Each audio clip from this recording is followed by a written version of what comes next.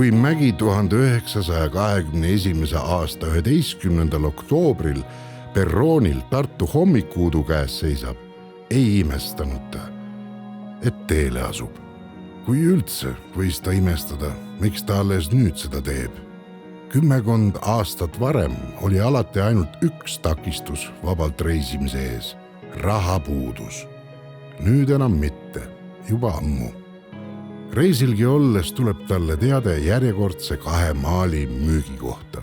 Nii kirjutab Eero Epner oma raamatus Konrad Mägi, kunstniku Itaalia reisi alguse kohta.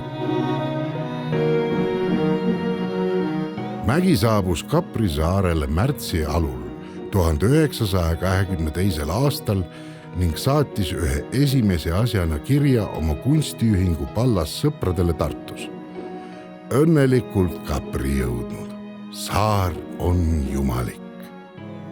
Koha algset, ürgset olemust otsides leiab Mägi selle korrapäratult rütmilistes valgetes majades, võimsalt merest tõusvais mäenõlvades ning lõunamaises valguses, mis tungis läbi igast võimalikust praost.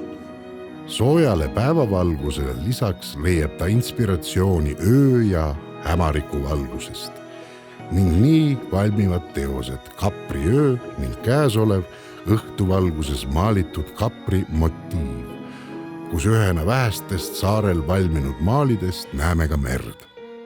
Saart ümbritsev helesinine Türreeni meri mõjub põhjamaise, külma hallika veetooniga harjunud mäele ebamaisena ning nii muutub õhtu hämaruses tumedamaid toone võttev meri lähedasemaks.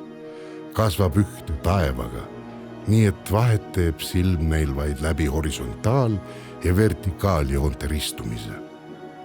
Ühtlasi on Capri see, kus Mägi toob oma loomingusse ohtralt arhitektuuri, justkui maailmaga leppimise märgiks.